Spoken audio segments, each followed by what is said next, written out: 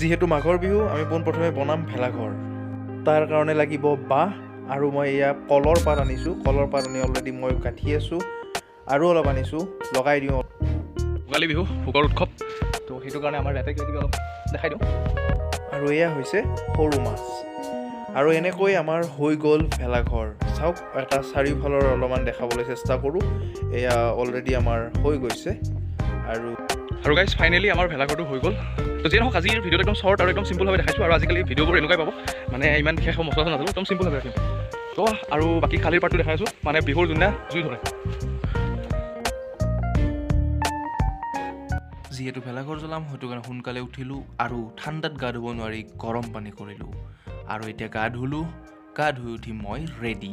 আৰু এতিয়া যাই আছোঁ ভেলাঘৰ জ্বলাবলৈ। চাওক, সকলোৱে সেৱা লৈছে।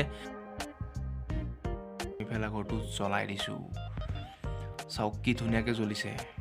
আৰু এনেকৈ আমি ভেলাঘৰটোৰ প্ৰাৰ্থনা কৰিছোঁ যাতে সকলোৰে মংগল হয়, সকলোৰে ভাল হয়। আৰু আপোনালোকেও এনেকৈ ভেলাঘৰ জ্বলাওক। আৰু শেষত আমি এনেকৈ পিঠা পনা প্ৰসাদ খাবলৈ আগবাঢ়িছোঁ।